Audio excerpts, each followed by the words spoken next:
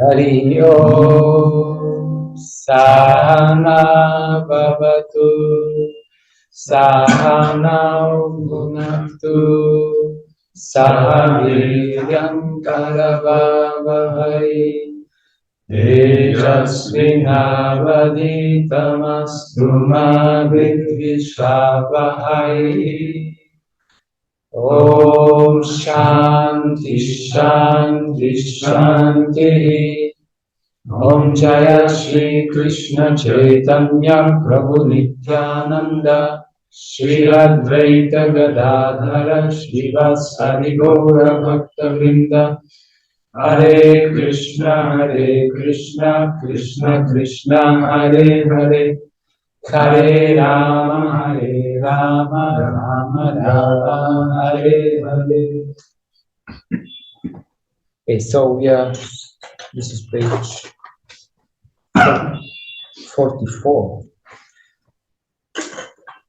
Lesson 18, this is Adhikarana 3. Let's go shortly through this again. Keep track of what's happening.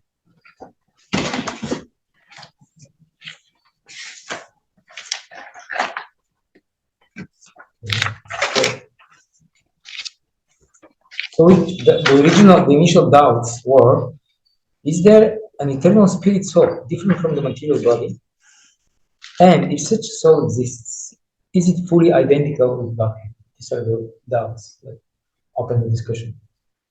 And then the first Adhikarana answered these two doubts. The living entities are eternal, indeed, and also subordinate to Godhead. So, in other words, they're not identical fully with Him. Then another doubt arises. Is material nature dependent on Godhead or independent? How is this working? And then Adhikarana 2 answers, material nature is indeed subordinate to Godhead. Then another doubt arises.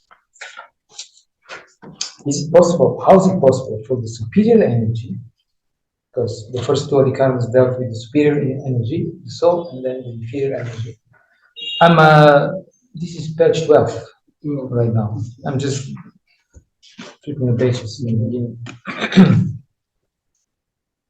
So the first Adhikarana described the soul, the chit, and the second achit, soul and matter. And soul is superior, matter is inferior. So then a doubt may arise. Is it possible for the superior energy, the living entity, to come under the control of the inferior energy, material nature? So Adhikarana 3 answers this doubt. The living entity is born of spiritual nature, indeed, but it has the tendency to enjoy material nature. Forgetfulness of his real nature is the cause of multifarious trouble. So this is our current karma. Yes.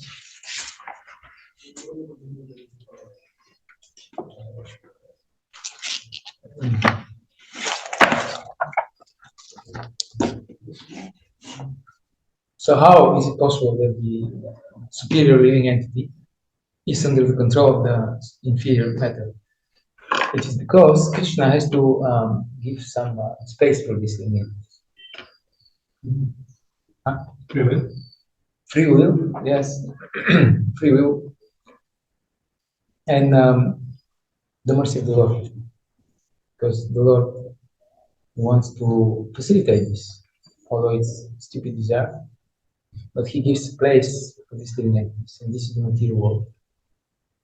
And in this material world, since they don't want to be spiritual, I mean, they are, in one sense, in ultimate sense, they are always who they are, who we are. We are parts and parcels of Krishna, but we don't want to remember this. We want to forget. So Krishna allows for this to happen. And how exactly this happened? By facilitating this desire to have a different identity, false identity. Krishna facilitates this. Just like if you want to play a computer game, then in this computer game you have your hero. And if you're so engrossed in this game, then you may forget But, I don't know actually whether this happens or not. I don't, but at least partially, people forget about their own identity while playing. My brother was telling me how he saw in one, before people were going to computer club, internet cafe to play. Nowadays, not so much, because now everybody has internet and computer. So my brother saw how somebody was playing a game. The game was that he was driving a car, and the police officer stopped him and asked for his documents, and then the guy just tried to get the documents from his pocket. that means he was confusing this reality with this one. He was so engrossed in the screen. These lights and shadows that make out this reality. Like he forgot who he is for a moment. So if this is possible, these very crude machines that we have, you can imagine the machine that Krishna has, Maya.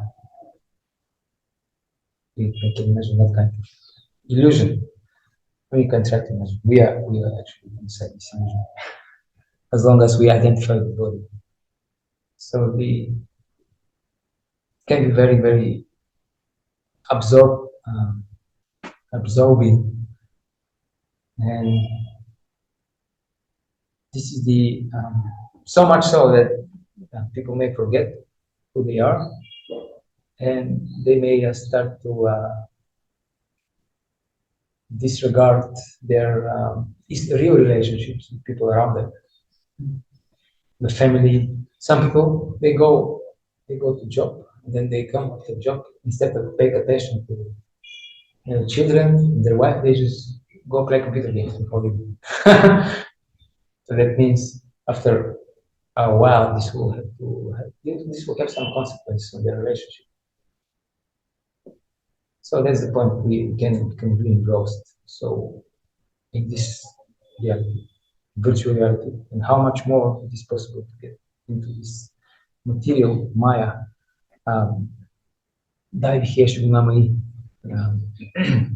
Okay. But this is the reason, basically, why this superior energy is under the control of inferior energy, because we wanted to be separate from Krishna, and that's the way that this can be accomplished. We cannot stay in the spiritual world. We need to separate domain, and in this separate place, we have to acquire new identity, which must be false. Just like when there is some witness for some case, mafia case or whatever, so they often have this program. They after he testifies, then they change his identity, give him some completely new identity, and they let him live somewhere in South Africa, some other place far away, and he starts a new life. Okay, I was wondering, because now people buy real estate in these future realities. Have you heard? I mean, people give money to buy a place inside something like a computer game, and their hero is supposed to live there, to use the facilities in this place. It's like a virtual. I mean, computer games are paid since long time, but this is something new. So I was wondering, so should we also establish ISKCON? Maybe somebody actually did already establish ISKCON Society for Krishna Consciousness inside this meta universe, and then because at one point people might not be coming out so often. It's like the metrics, they're plugged in, they don't want to come out. It's illusion in the illusion. So maybe at one point we'll have to also go after them, just like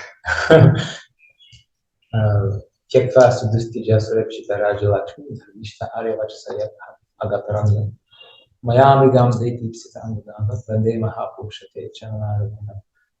This verse from 11th canto, it is said that describes three different incarnations of Krishna: Ramachandra, Lord Chaitanya, and Krishna. So one of the lines goes, the Supreme Lord, he reached out, he was chasing after the conditioned souls.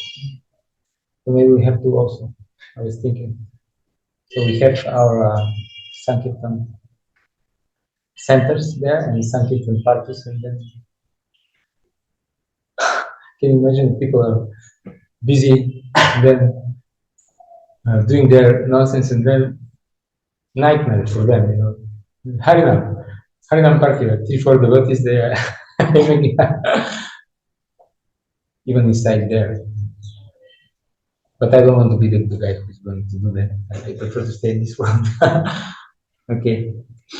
So then, these were the three vikarmas and the three doubts that we dealt so far. We continue with lesson 18. Godhead is the real enjoyer, but the living entity is the conditional enjoyer of the modes of nature. So which adhikarana is this? This is lesson 18 from adhikarana 3. And this adhikarana says that what is the topic? How the living entities are spiritual, but at the same time they're conditioned by matter. So this is the topic. Okay, 13.1, 2. Arjuna said, "Oh my dear Krishna, I wish to know about Prakriti, nature, Purusha, the enjoyer, and the field, and the knower of the field, and of knowledge and the object of knowledge." The Supreme Personality of Godhead said, "This body, O son of Kunti, is called the field, and one who knows this body is called the knower of the field."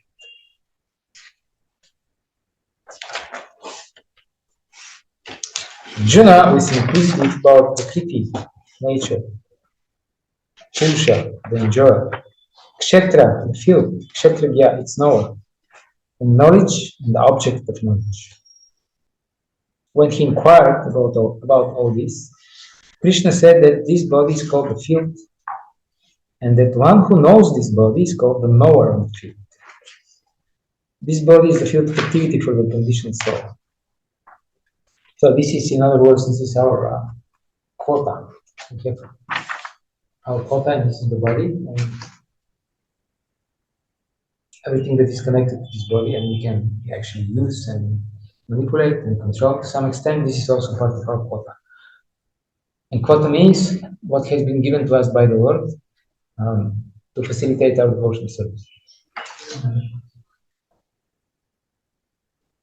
Although we have different ideas about quota. This body is the field of activity for the conditioned soul. The conditioned soul is entrapped in material existence, and he attempts to lord it over material nature.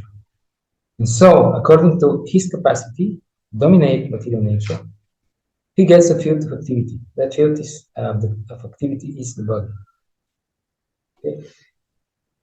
So it's not actually our body, it's Krishna's property, but it has been handed to us for a particular purpose, and at one point it will be taken away. Yes.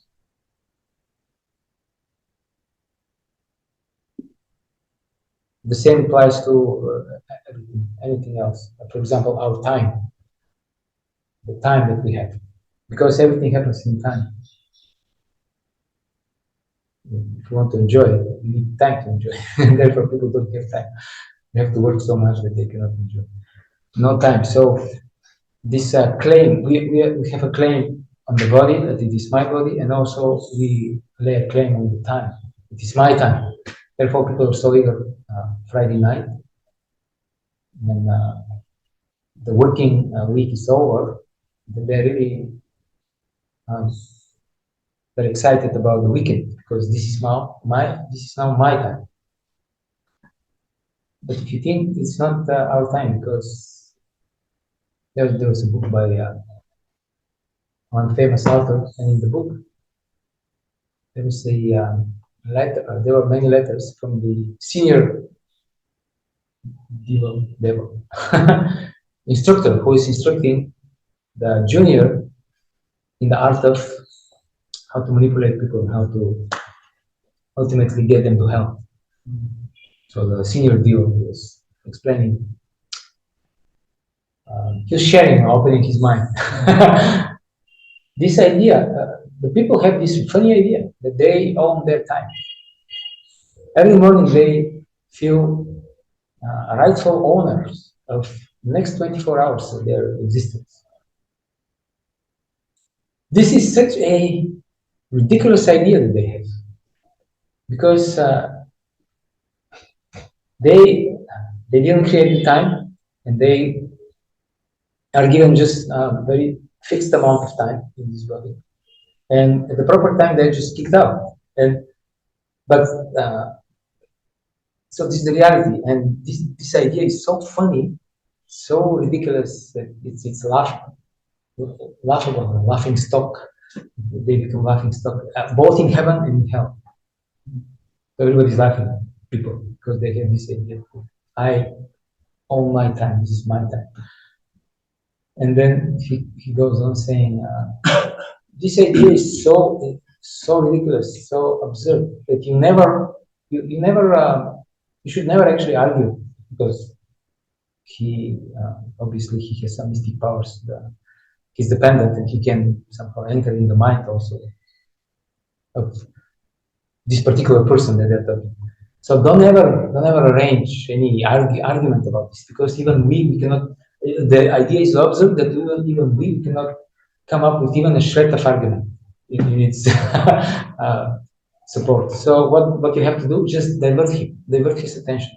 Whenever he sits down, have a little time to contemplate these things about time, for example, about the meaning of life, about what actually is going on, then you have to divert him. Give him some newspaper, some stupid book, or some friend should call him, or his wife, or kids. Something has to happen, because if he starts thinking about this, he will.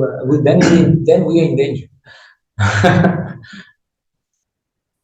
So we don't own the time. It is given to us. We have certain time to develop our pure love for Krishna, and therefore Vishnu Chakravarti in one place he says that what a pure devotee thinks in living, he thinks, so another day passed and I still did not attain love for Radha Krishna. Or Chaitanya Mahaprabhu says, if I ever again have the darshan with Krishna, if this happens, greatest fortune in my life, it happens again, I will worship these minutes and these seconds forever. When I had again, when I was in contact again, my Lord. So this is quite different view on time. All right. So then, 13.3. Next one. Oh, son of Bharata, you should understand that I am also the knower in all bodies, and to understand this body and its knower is called knowledge. That is my opinion. While discussing the subject of the body and the knower of the body, the soul and the super soul, we shall find three different topics of study. So, what are these three different topics? You should know this by now. You still don't have the study guide? Get one. Just keep it. It's for you. Thank you. 45, page 45. You start it. That's it. Okay. These are the three topics. The Lord, the living entity, and matter. In every field of activities, in every body, there are two souls, so we are not alone. As the existentialists, they say, you're not the master of your own house. They meant something else. They meant that we have so much material desires that they're so strong that they overpower us regularly. We're not in control. So in every field of activities, there are two souls: the individual soul and the super soul. Because the super soul is the plenary expansion of the Supreme Personality of Godhead Krishna, Krishna says, I am also the knower, but I am not the individual knower of the body, I am the super knower. I am present in everybody as the Paramatma, super soul. One who studies the subject matter of the field of activity and the knower of the field very minutely, in terms of this Bhagavad-gita, can attain to knowledge. The Lord says, I am the knower of the field of activities in every individual body. The individual may be the knower of his own body, but he is not in knowledge of other bodies. Supreme Personality of Godhead, who is present as the Super Soul in all bodies, knows everything about all bodies. He knows all the different bodies of all the various species of life. A citizen may know everything about his patch of land, but the king knows not only his palace, but all the properties possessed by the individual citizens. This is directly or indirectly. Even if he doesn't know, he can find out. Similarly, one may be the proprietor of the body individually, but the Supreme Lord is the proprietor of all bodies. The king is the original proprietor of the kingdom, and the citizen is the secondary proprietor. Similarly, the Supreme Lord is the supreme proprietor of all bodies.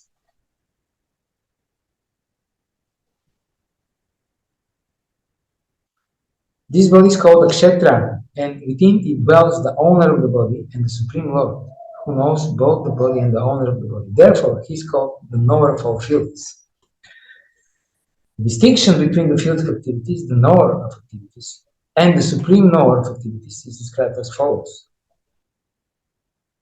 Perfect knowledge of the constitution of the body, the constitution of the individual soul, and the constitution of the super soul is known in terms of Vedic literature as jnana.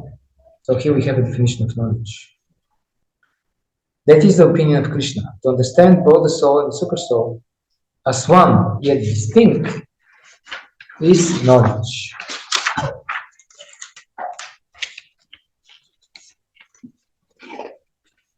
One who does not understand the field of activity and the knower of activity is not in perfect knowledge. One has to understand the position of Prakriti, nature, Purusha, the enjoyer of nature, and Ishvara, the knower who dominates or controls nature and the individual soul. One should not confuse the three in their different capacities. One should not confuse the painter, the painting, and the easel. This material world, which is the field of activities, is nature, and the enjoyer of nature is the living entity. And above them both is the supreme controller, the personality of Godhead. It is stated in the Vedic language in the Śāstra-cakṣuṣā Upanishad. 112. Bhokta bhogyam preritam cha matva sarvam proktam tribidam brahmanamita. There are three Brahman conceptions. Prakriti is Brahman as the field of activities, and the jiva, individual soul, is also Brahman. And he's trying to control material nature, and the controller of both of them is also Brahman, but he's the factual controller. So I have a question. Is the soul a doer, or he's not a doer? That was a big debate last year. Yeah. He is one of the doers, Not the main one. but he's not the ultimate doer. Not the ultimate doer. Yes. He's one, yes. So he's a doer. Because otherwise, the injunctions of Shastra would not have meaning, right? That's the explanation. For example, we should perform sacrifice. Who should perform the sacrifice? We. The soul, right? It doesn't refer to the gunas or the subtle body or the gross body, because these are all inert matter. So when we quote prakriti kriyamana nigunai karmani sarvasha ahangara vinudutma kartahamiti manate, we should not think that this verse forbids any sense of worship for the soul. Not the verse. The Vimuda thinks that he is the doer, but actually the doer is are the three modes. Still, we are the doers. Therefore, we hold responsible for our activity. Okay, lesson 19. The real position of living entities is therefore that of the enjoyed by Godhead or servitors of Godhead, or the servitors of Godhead. So my question is, how is this lesson connected to the Avikarma?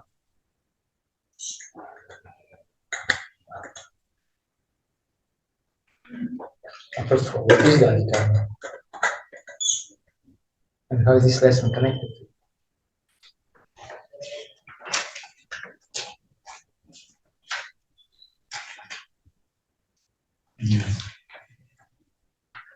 Yes? The Sadikarna is that the living entity is both, it's born of spiritual nature, but has a tendency to fall into material nature. So, this is talking about the real position of the living entity. Mm-hmm. Yes. To the spiritual nature. And before we were talking about when he's down in the, trying to enjoy the material energy. Okay. So this is the connection. Some other opinion? Thank you.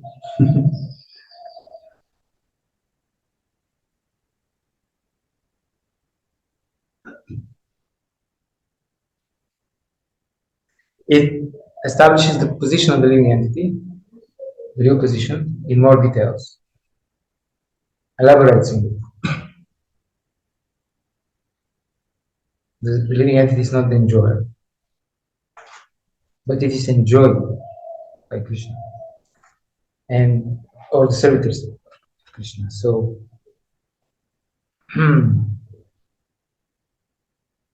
okay, we'll say something more when we reach the footnote.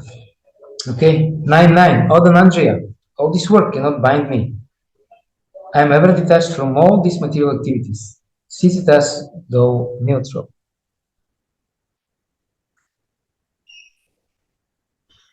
The Lord is always neutral in the material activities of the created world. This neutrality is mentioned here with the word udasinabha. Although he has control over every minute detail of material activities, he is sitting as if neutral. The example can be given of a high court judge sitting on his bench. By his order, so many things are happening.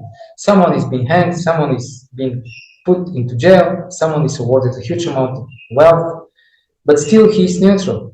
He has nothing to do with all that gain and loss. Similarly, the Lord is always neutral, although he has his hand in every sphere of activity.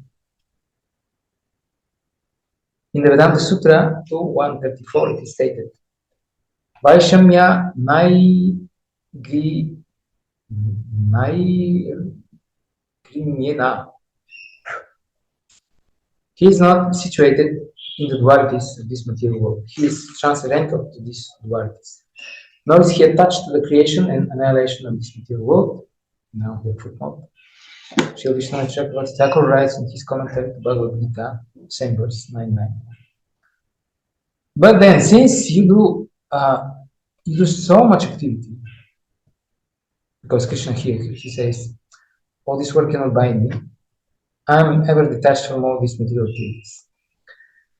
How is it that you do not get bound like the Jivas? This verse answers, activities like creation do not bind me.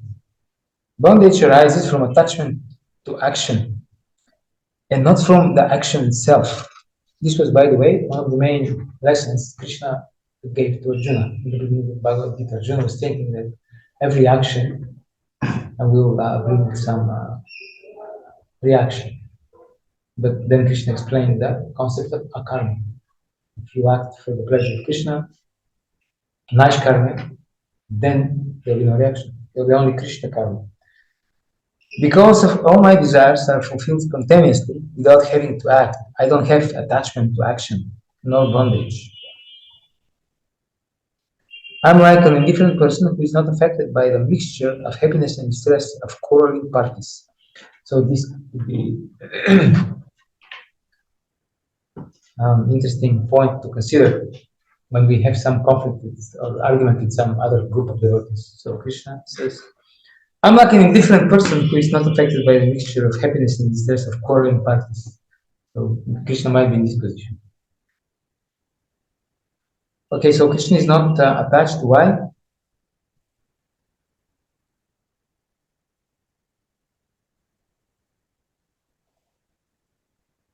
Why he's not attached to action, to the result of action? Because all his desires are fulfilled spontaneous. Without having him, without needing action. I don't have attachment to action. Therefore, I don't have attachment to action. Because he doesn't need to act. Of course, he also wants to act. Krishna is always active. He's not removed. But he's active in order to please his devotees. So in a sense, Krishna is Bhagavad Bhakti Bhaktiman. I think this was the Sanskrit term. That means Krishna is the devotee of his devotees. So every action that Krishna takes is born out of pure devotional service to his devotees. So he's a pure devotee. Krishna is a pure devotee of his pure devotees. And therefore, he doesn't have a selfish motivation when he acts. Therefore, his actions are also, I mean, it's a cruel thing to say they are karma because they are just blissful, but they don't have these material results. And therefore, when in Bhagavad-gītā Krishna says famously, Sarva Dharman Prityaja Mamikam Shrinam Vraja, he doesn't demand something from us that he doesn't already do. He has been pure devotee of his devotees since, of everyone, since time immemorial. So the only thing he says, he's not like a kind of tyrant who demands, okay, you have to surrender to me without question. It may sound like this, but it's not the fact that it's not the case. Krishna simply wants to, first of all, to establish the proper level of personal interaction, which is the level of pure, unmotivated, selfish devotion. And then he wants to bring us up to this point. Otherwise, the relationship between living entities will be imperfect. Since he's the perfection personified, he wants to have perfect relationship with all of us. And therefore, he explains, well, if you want to have perfect relationship, this is the standard. This is the standard. If you don't want, then there are other standards. We can still have a relationship, but it will be not full. You won't take the full advantage of this relationship. So if you want to really to sit down and eat and joke and have fun like equals, this is the standard.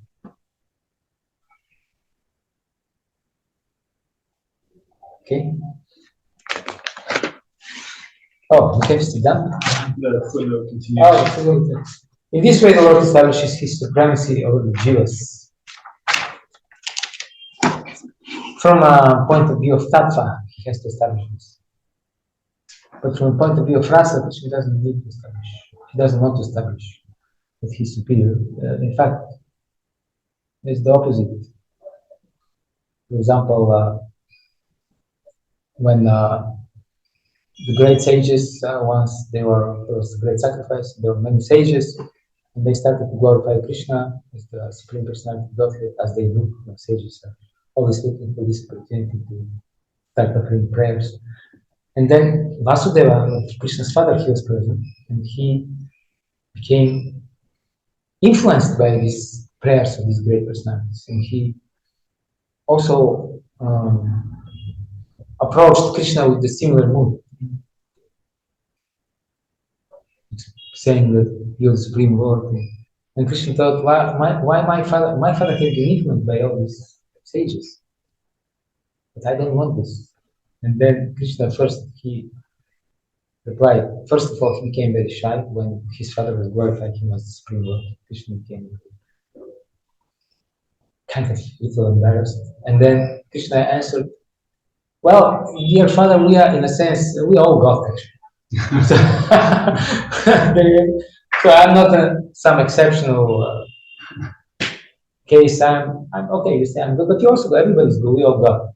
So he was preaching great in personal philosophy, and then the Yoga Maya took over, and Vasudeva came back to his original relationship with Krishna. There's so many other instances when Krishna doesn't want to be glorified as the Lord. By his close devotees. Therefore, there is a verse. Krishna says that. I forgot from where, but Krishna says, when some of my beloved gopis, they are rebuking me with very angry words. I'm so attracted to this that my mind completely. This steals my mind away from all the perfectly chanted Vedic mantras. So the Brahmanas, whole life they were learning how to chant Purushottam properly. They have opportunity to chant Krishna. He appreciates, but some other affairs that he's more attracted to. Okay. So the Siddhanta, the living entities take their different forms in the various species of life according to their past deeds, and the Lord doesn't interfere with them. The Krishna doesn't interfere usually with the karma of the living entity unless he becomes devotee. Okay, lesson 20.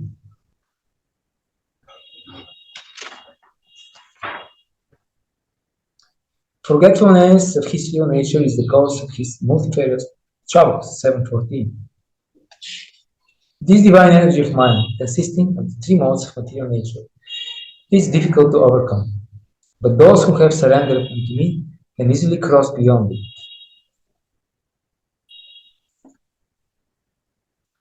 Supreme Personality of Godhead has innumerable energies, and all these energies are divine.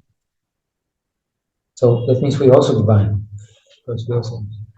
Although the living entities are part of his energies and are therefore divine, due to contact with material energy, their original superior power is covered. So it's not lost, it is not destroyed, it is covered. It's different case.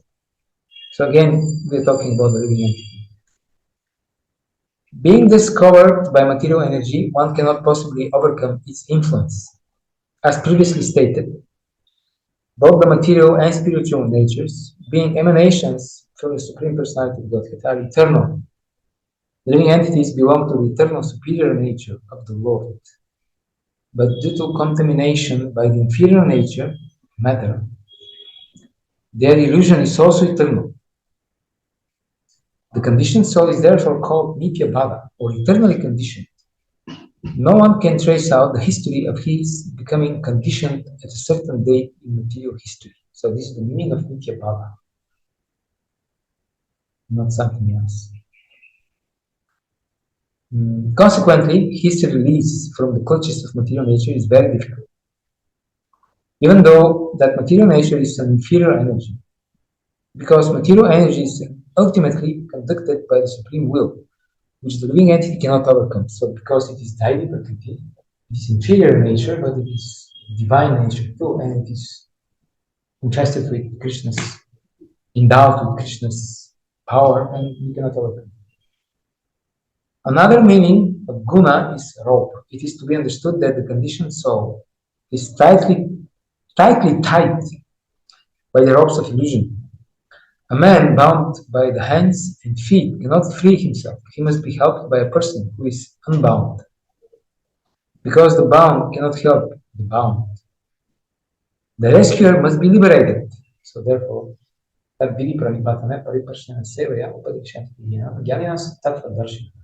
we need somebody who has seen the truth, a realized person, for a guru. Therefore, only Lord Krishna, or his bona fide representative, the spiritual master, can release the conditioned soul. Without such superior help, one cannot be freed from the bondage of material nature. Devotional service or Krishna consciousness can help one gain such release.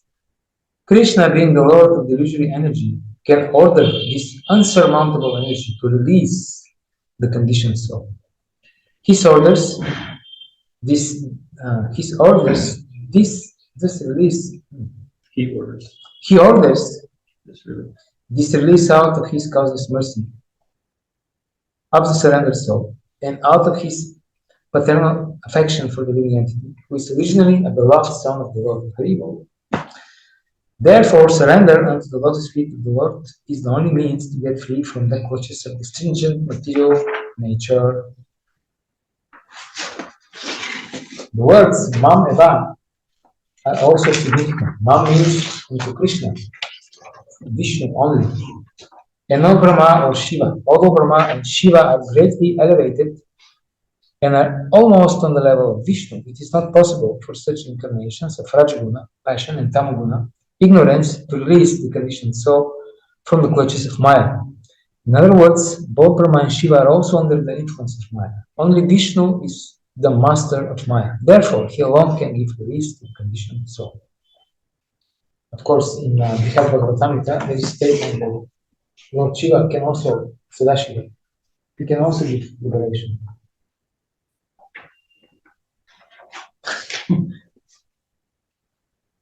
Both Shiva and Durga, Uma, Parvati, they can give liberation.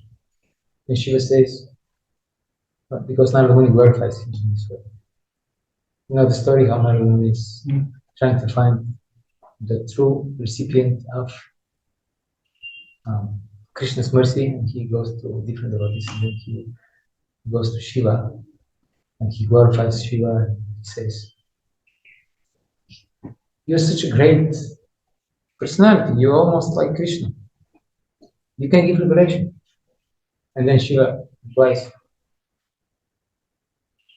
"This is by the boon that we received from Vishnu, from the Supreme Lord." And although it is true, the Vaishnavas, they don't like to hear that.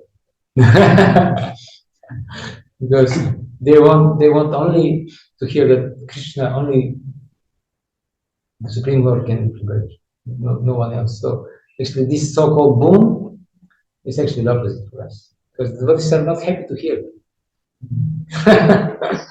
They don't like this. So there is a difference between tattva. So somebody may ask, well, you don't like to hear why you're saying this. Yes. But there is a difference between tattva and rasa. Okay, so then we have reached again the end of the Adhikarana. Now is the next doubt. Here doubt may arise. Is it possible for the forgetful soul to re-establish his relationship with Godhead? So the previous doubt was the opposite of this. The doubt in the beginning of this Adhikarana, finishing now number 3, the doubt was, how is it possible at all for the living entity to become conditioned in the first place? Because he is superior and the material nature is inferior. Now the doubt is, after this doubt has been answered, now there is another doubt. Alright, so he is conditioned. How is it possible for him ever to get released from this condition? Situation. That's the new doubt. Purva Paksha, objection. This is the reasons for the doubt. In the Bhagavad-gītā 16:19-20, the Lord states, "Those who are envious and mischievous, who are the lowest among men, I perpetually cast into the ocean of material existence into various demoniac species of life, attaining repeated birth amongst the species of demoniac life, or son of Kunti. Such persons can never approach me. Gradually they sink down to the most abominable path of existence." So this is the reason. Now I'm thinking that it's not maybe the best reason, because here Krishna speaks about particular type of living entities, the demoniac. But then somebody may say, okay, but this is what about the normal, the pious one. So, but we know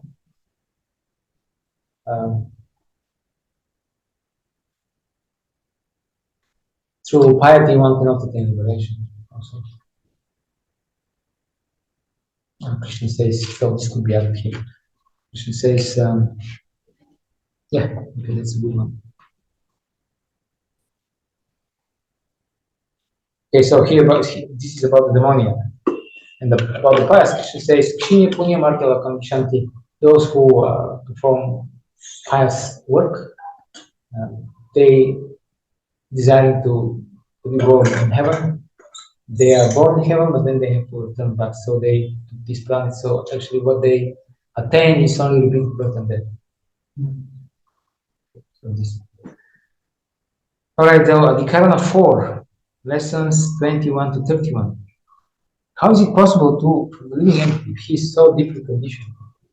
How is it possible to attain liberation, to re-establish his relationship with Krishna? Godhead comes himself or sends his confidential servants to reclaim these forgetful living entities. The forgetful living entities can know Godhead only if he explains himself, or if he is explained by his confidential servants.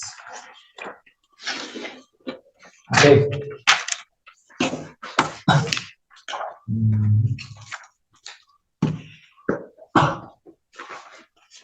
You have to do Lesson 21. next lesson.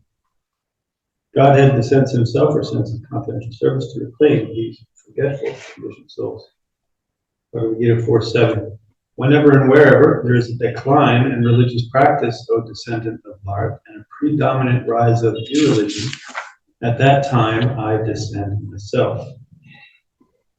Purport. Principles of religion are laid down in the Vedas, and any discrepancy in the matter of properly executing the rules of the Vedas makes one irreligious.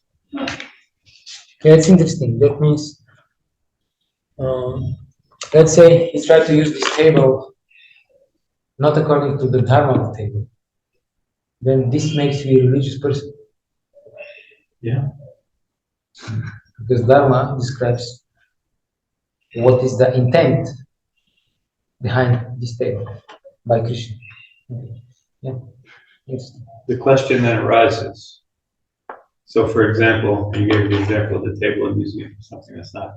A common one is people, if they see that a screw is loose, they take a knife from the kitchen because they're in the kitchen and they try to do it and it breaks the knife and it's a whole problem. Instead of But what if it's a devotee and he doesn't have a screwdriver and he's using whatever he has to serve Krishna in tightening said loose screw?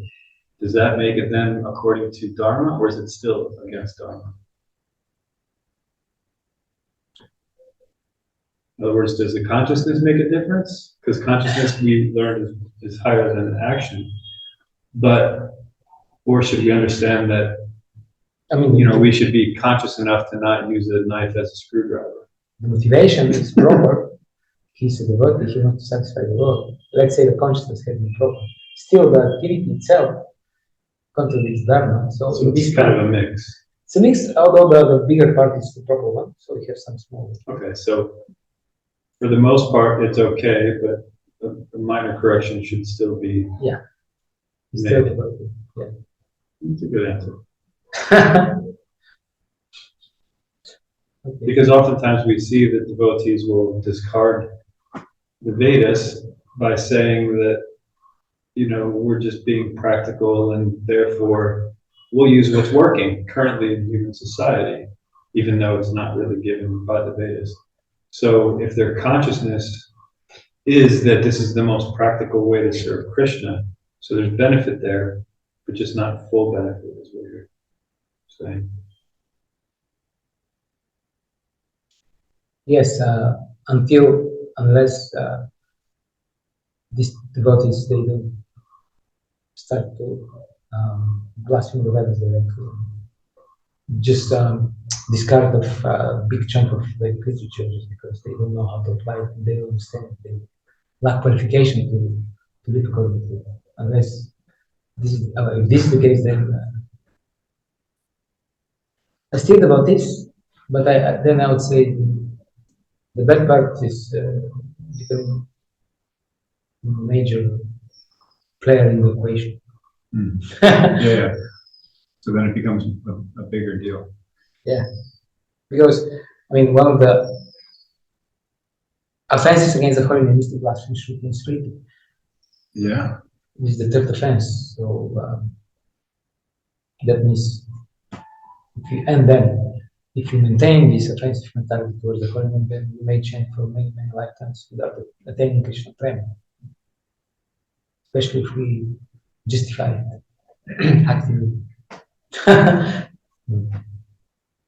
So then is the ultimate conclusion, while in some circumstances, if our consciousness is correct and we misstep on what is actually religion and what's irreligion, then if it's a minor thing, then it's okay. But ultimately, if our consciousness is proper, then we should actually learn the proper way that Krishna wants things to be done. Yeah, and then avoid. Yeah. So ultimately, we don't want to use the knife to tighten the screw. No, it has different dharma, and it should be used accordingly. It's also kind of being disrespectful towards To the knife. a knife as Krishna's And the energy. system, yeah. Krishna's energy. Prabhupada was very much against it. The devotees were misusing Krishna, like wasting Krishna's energy. Like sometimes they would say, "Oh, this dot is too long. Let's cut it." Prabhupada would say, "Cut. You always try to cut. Always like to cut things." He was not happy when unnecessarily people were trying to manipulate material energy, like Krishna's energy, because they were unqualified. Anyway, it's a long, yes. One might say that Krishna says Sarvadharma Prityaja. Why should we follow dharma of the things, dharma of the table? Well, because even if you are on this level, like Shukadeva Goswami, still he would follow the dharma. He would walk on the road. He would not bump into trees. He would whenever they offered him a seat, he would sit there. But he would follow some social conventions when it is conducive for devotional service. But if you're on this level, you can just sit down and chant, then you will not probably worry so much about fixing something in your life. Then this will not happen in your life so much. Yeah, like Bhakti-yoga, he was not worried about his roof that was leaking. He just took an umbrella. So on that level, the significance of these other things is getting less and less and less. But if we're not on that level, that means these other things, the dharmic things, they are actually important part of our life. So better do it properly. That's the whole thing. You will get better results if you do it properly. It's not about just having different philosophical conceptions. And we're deeply entrenched in our understanding. We don't accept the other side, and they don't accept us. It's just simple thing. This is the way how it works. So if you don't use it in proper way, then you get a better result. That's all. That's all it says. You better use it properly. You don't drop this phone into the Jolandi, it's Dharma. Or when you move around these things, you're careful not to break it because it has Dharma. You don't kick it around. Fold it properly. I don't think why this should be a whole argument. Also, generally, if someone's making that argument, they take the first part, which is abandon all varieties of religion. But then the second part's not that important, just surrender unto Krishna. Because they want to abandon these varieties of religion so they can accept a different variety of irreligion as religion. And Krishna is really like maybe he's sort of an afterthought somewhere in there, like because we want to feel good about neglecting other things. So we may try to justify it by saying, oh no, this is the best thing for Krishna. But why would something that somebody made up be better for Krishna than the way that Krishna actually presented to us to, actually get out of this material world? So generally, if someone's making that argument, they don't know much about Krishna, let alone are surrendered completely unto him without regarding any other process. Yeah, so this is the system in Sattva Guna, this dharma kind of system. So, because we don't like so much to be Sattva Guna, for us it's a big moderation to live sattvic life. So therefore we want to get rid of it and substitute it with mixture between Rajas and Tamas. It will be the same thing, but it will be in lower gunas. In the Shastra there is a principle, I think it's called Kainitya. That means if this is rejected, that means by rejection of this, you reject all inferior version of the same thing. So Krishna doesn't reject actually dharma. He just points out that dharma has its role until certain stage of life. Then it has to be, following of dharma has to be reduced, and the following of Sanatana dharma has to be emphasized. So if Krishna says Sarva Dharma Parityaja, he means the very culture. That means, what about the modern so-called Western culture? It's even double reject. It's double crossed. Reject it and reject it again. It's vehemently opposed. Therefore, in Bhagavatam, it said the sages, are they recommend sattva. They are indifferent towards rajas, and they opposed to tamas. So we can say we are opposed to rajas and tamas. Yeah. And also in Bhagavad-gītā, Krishna says, Yada yada hi dharmasya bhavir bhavati bhavati abhyutanama dharmasya tadatvanam sijamiham. When he says Yada yada hi dharmasya, what does he mean? What does he mean actually? It means dharma, dharmashma dharma. Right?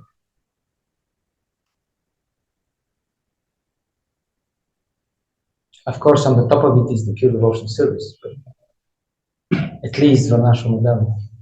We're reading about the 8th canto, about Manu. The function, the duty of Manu is to make sure that people follow Varnashram. Therefore, again. And also this famous verse, this book can quote it. Staneshtita Manmador Shutil from 10th canto. Yes, Staneshtita Shutil. Where this is the first time when in the discussion between Ramananda Raya and Lord Chaitanya, the first time when Mahaprabhu says something different from Ekubahya. It's this time. So discussion is Mahaprabhu says that Varnashram is external, but then Ramananda Raya quotes Sarva Dharma Parityaja, and then it's also external. That means if we're going to throw out the Varnashram, then we have to throw out also this verse. Taking sannyas. Well, people don't have trouble with taking sannyas, it's external, no problem, usually.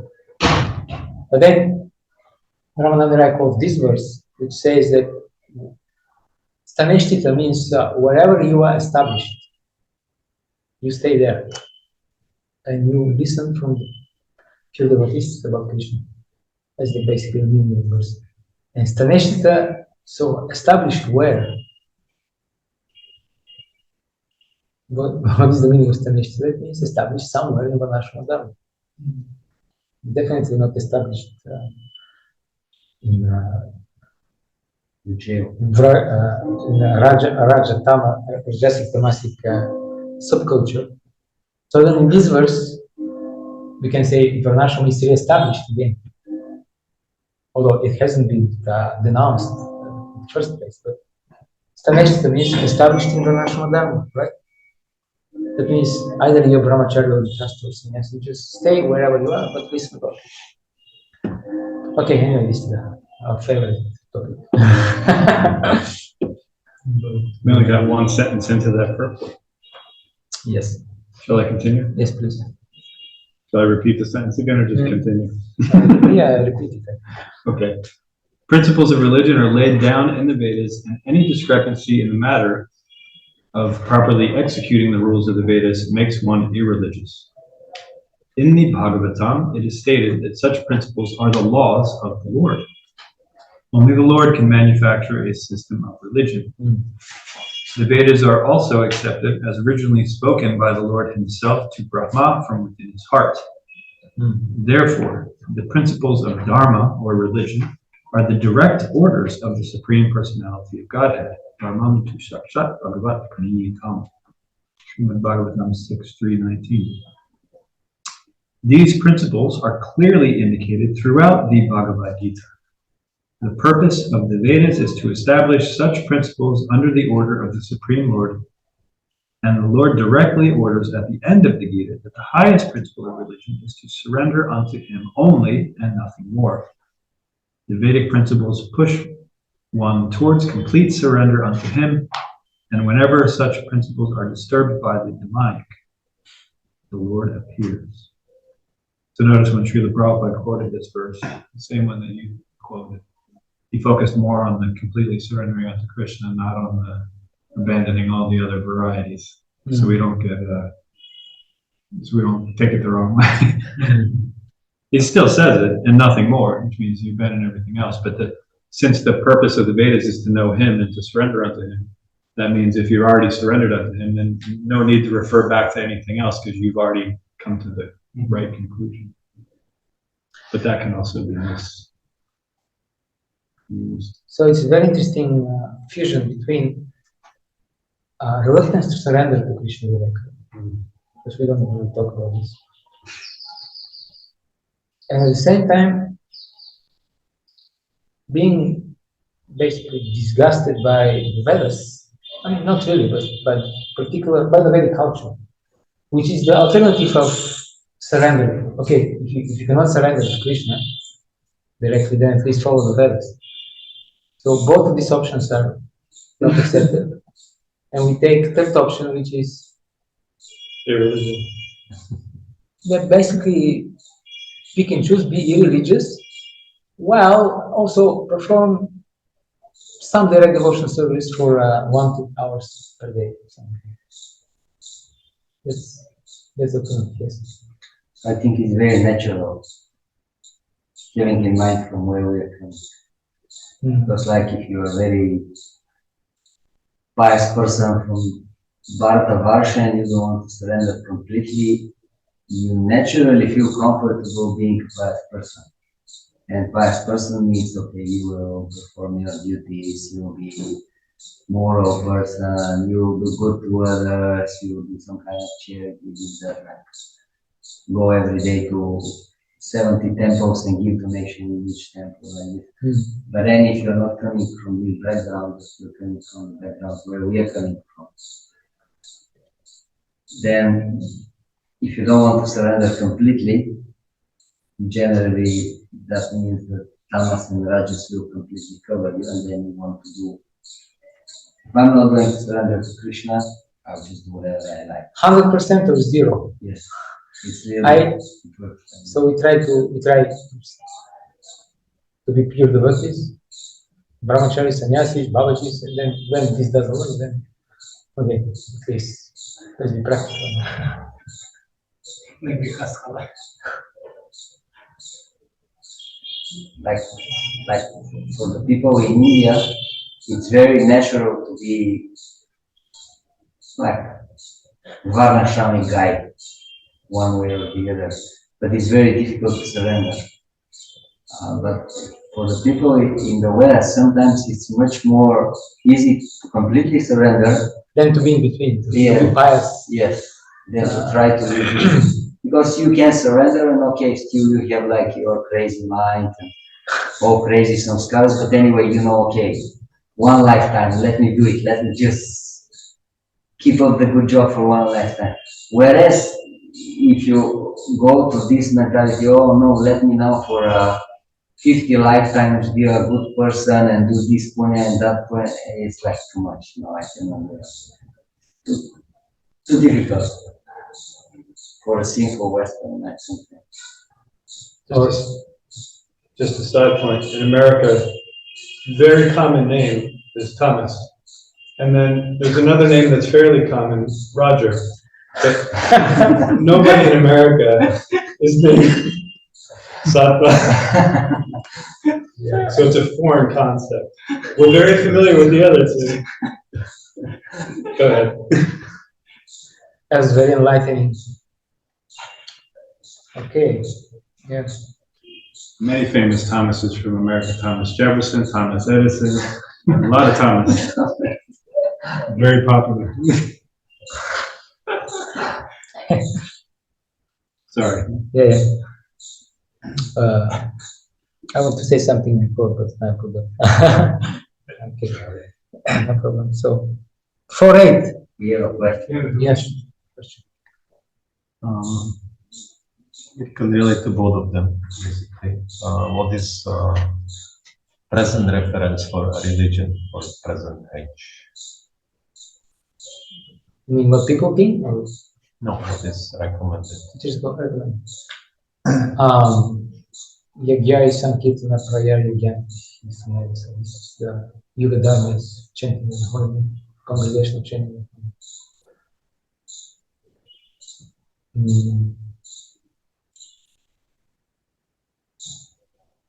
Because I heard that there are some, if you say take Manu-samhita and these things, there are some doubts about authenticity of the scriptures. Oh yeah. Yeah, people say it's interpreted. Well, anybody can say that. Okay, people say Bhagavatam is written recently by somebody in 9th century. People say that Vedas themselves are quite recent work, definitely after the Bible, because they cannot be before that too much. Then the whole thing has to, the whole mosaic has to change. So people say so many things, but what do we care? Therefore,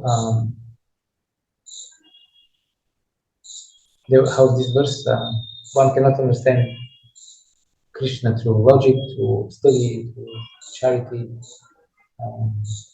Mahajana Yadasapanta. Therefore, you follow the Mahajans, and they accept Mamsa. They do accept, actually, believe it or not, Prabhupada quotes me. So, what can I say? That means they have to contradict the Samstapakacharya, the Sampradaya, and if you do that, you're legally not allowed to stay in the same movement. You either agree with him or you disagree. You cannot both disagree with the founder Acharya and stay in his movement. Pick up your choice. And this is said by his own devotees. Yeah, but that's the thing.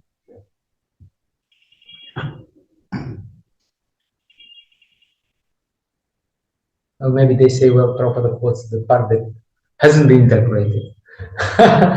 I don't know what's that, but it's, I don't buy it. Okay. 4-8. Tosi, you want to read? To deliver the pious? Deliver the pious and to annihilate these miscreants, as well as to establish the principles of religion, I myself appear millennium after millennium. According to Bhagavad-gītā, a sadhu, holy man, is a man in Krishna consciousness. A person may appear to be religious, but if he has the qualifications of Krishna consciousness, wholly and fully, he is to be understood to be a sadhu. And Dushkritam applies to those who do not care for Krishna consciousness. Such miscreants or Dushkritam are described as foolish and the lowest of mankind, even though they may be decorated with mundane education, whereas a person who is in 100% engaged in Krishna consciousness is accepted as a sadhu, even though such a person may be neither learned nor well cultured. Wow. Okay, before we discuss this very interesting purpose, let's go back to the previous purpose, because there we had some nice questions. And I forgot to ask, so what marks one as irreligious? It doesn't follow the Vedas. That makes you irreligious. You may be a devotional. You may believe in Krishna, you may chant Hare Krishna, etc. But if you don't follow the Vedas, you are a funny mixture between devotee who follows the ultimate conclusion of the Vedas and doesn't follow the Vedas itself in certain aspect. Of course, when the pure devotee is really very advanced, then he doesn't have to follow all the national rules. But we don't talk about this. We speak about ordinary folks like us who are struggling with the gunas, who are not on the level of Nishta yet, but who dare to disregard the Vedas and dare to say that they don't apply because it's Kali Yuga, etc. Okay, so that means you are religious, although you may be a devotee. In this particular aspect of your life, you are irreligious. For example, you don't know how to take a shower. You don't wear a gamcha or a tu. You're not taking a shower. In this aspect, you may be chanting Hare Krishna. Still, this is not ideal. Yeah, but chanting Hare Krishna is more important. No? Yeah, it is the most important. But then if this is so important, then you take shower the way Krishna likes you to take shower. You will not use this other way around. Okay, I'm just chanting Hare Krishna, that means I don't have to follow. You use it the other way around. Okay, for me Krishna is important. His system is important. He advises that I take shower this way, so I'll follow. Although I still understand that chanting Hare Krishna is the most important. This is the important thing. Don't use it as an excuse, but just because you're lazy or somehow inimical towards the very culture. You don't like India. You don't like Indian clothes, Indian food. Don't use it in this way. Yes. In the 11th canto, 18th chapter, Krishna is speaking about Prastosanyas and then Paramahamsa. So that was the only basically mentioned that one doesn't have to follow the rules on the Paramahamsa stage. So if we take it from Shraddha to Prema, where it would be Paramahamsa. situated. I'm not sure. Could be, and it should be above Bhava, because this is the liberated stage. Definitely above Bhava. Maybe let's not speculate, but Bhava, the minimum. That means you don't identify with the body anymore. And therefore, all the rules that pertain to the material body, you may not follow so strictly or at all. Because you live somewhere in the forest, even somewhere in some cave. And these people, they have attained the goal of the Veda, because they have attained Atmarati. Atmarati Ravasya, Atmatriktaschamanva, Atmani Eva, Chasantushtas, Tasya Pradapratishtita. Krishna says that for those who have developed taste for Atma, for the soul, for the spiritual activities, and whose all needs are satisfied by Atma alone, by their spiritual practice alone, for them there is no duty. But if this is not the case, then there is duty, because there are other things that we do in life besides Krishna conscious direct activities, and they have to be liberated by Sattva Guna, by instructions of the Lord. It's for our own good. So yeah, I think at least Bhava should be Paramahamsa. What do you think? Okay, and then what are the principles of religion? What is the highest principle of religion? So what are the principles of religion?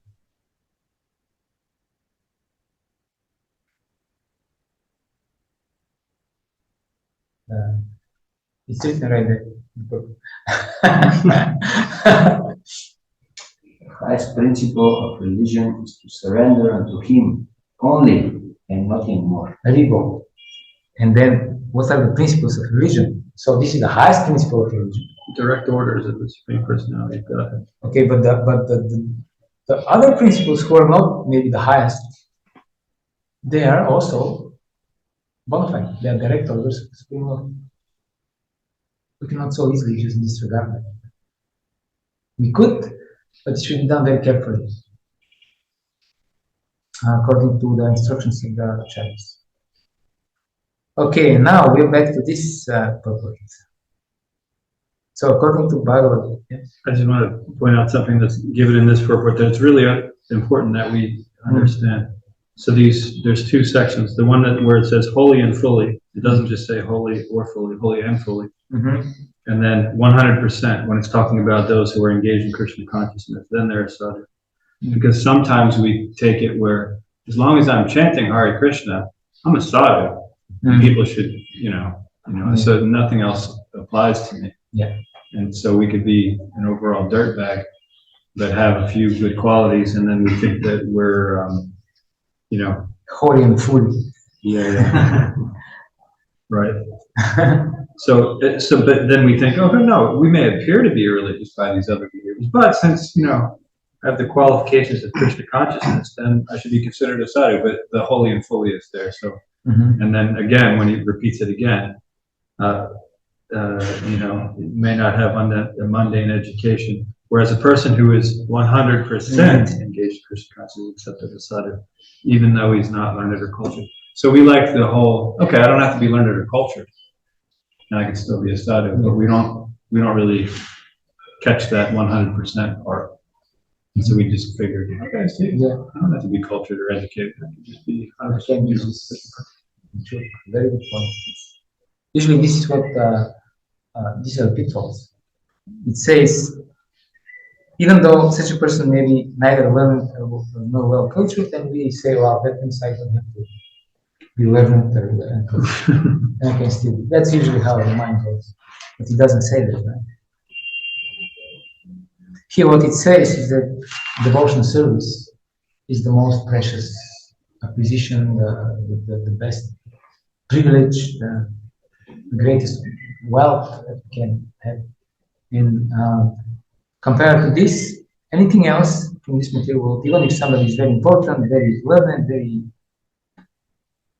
decorated with mundane education, if he's not a devotee, he is a loser.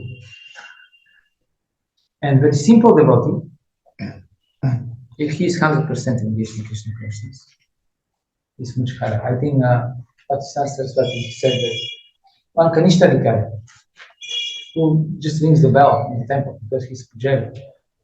This has more importance than colossal amount of mundane accolades and religious piety and wealth and prestige.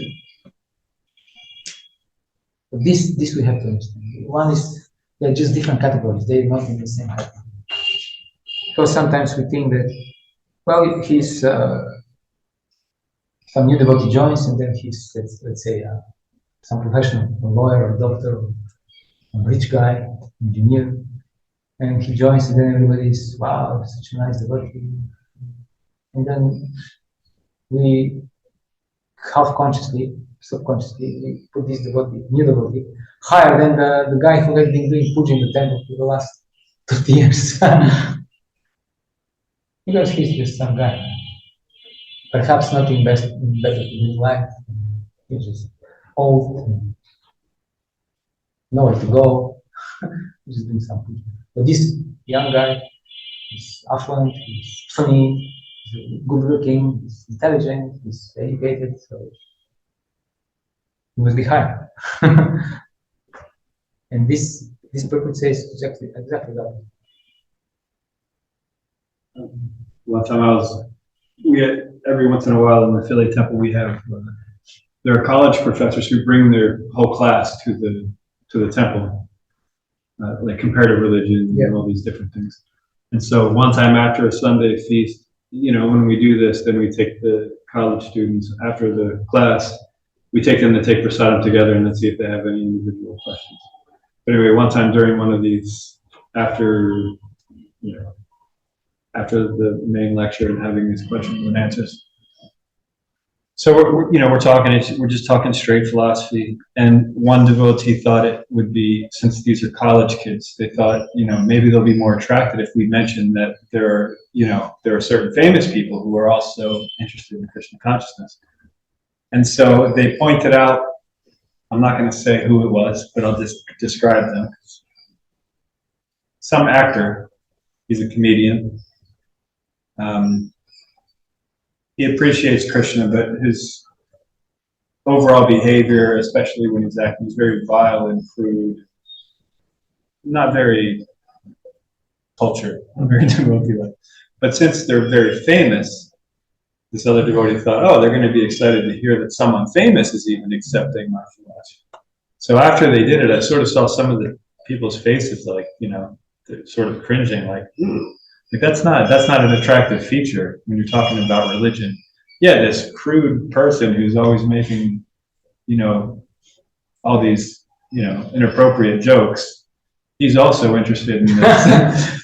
So you should be too, right? But yeah, so sometimes we think, like you were saying, we see someone that has at least some attraction to them, whether they were qualified or famous or rich. And just because now they're interested in Krishna consciousness, we think, okay, they're highly elevated, and we should use this person as our, on our posters and like use it as a preaching tactic. But a lot of times we shouldn't, because our philosophy is the thing that should attract people. Also, I saw someone, I guess, some like beauty pageant girl from Norway or something became a devotee, and I guess it was in a magazine.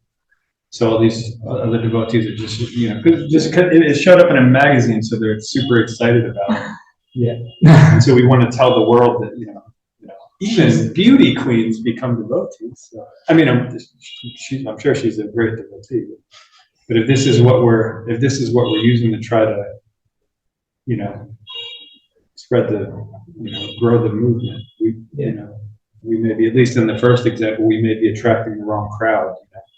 The second one, like I said, I don't know who she is, so she might be very nice to know. So philosophical is not straight. It betrays some basic misunderstanding.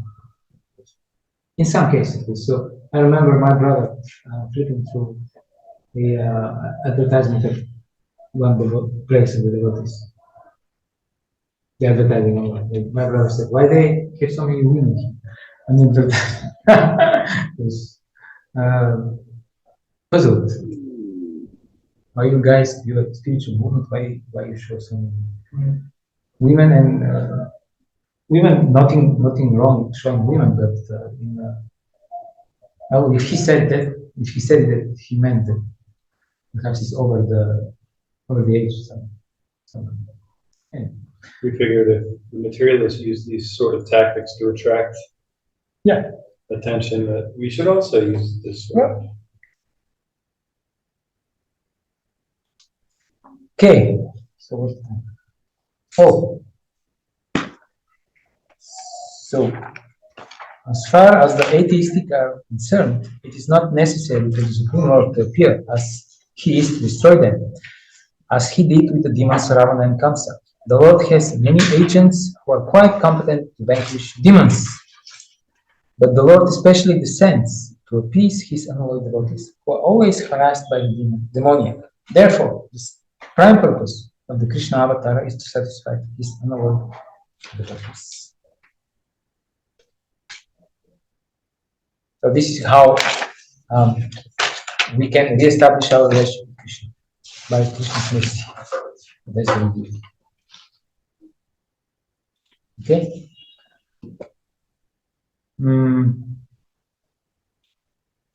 Lesson 22.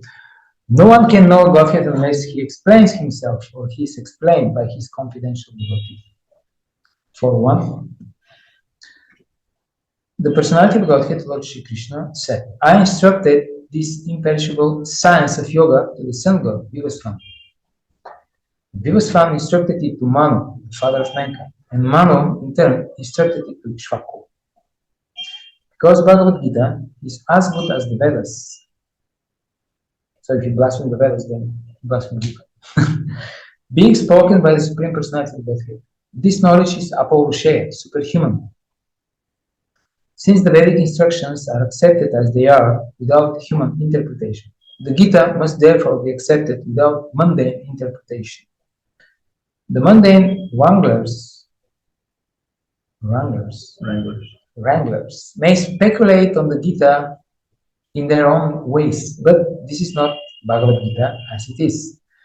Therefore, Bhagavad-gita has to be accepted as it is from the disciplic succession, and it is described herein that the Lord spoke to the sun god spoke to his son Manu, and Manu spoke to his son Ishvaku. So this is the disciplic succession. The knowledge is apaurushaya, superhuman. The Vedic instructions are accepted as they are, without human interpretation. Very, very important points. Difficult for Western brain.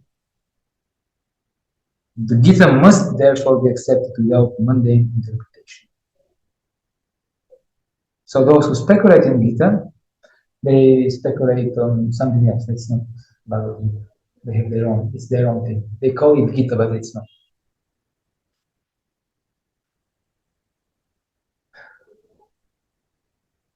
Okay, I'll stop here.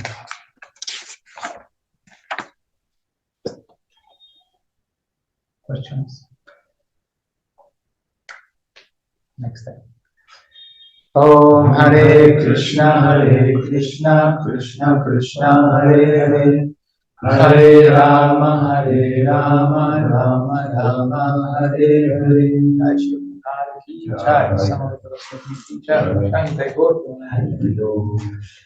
Bhagavad-gita as it is.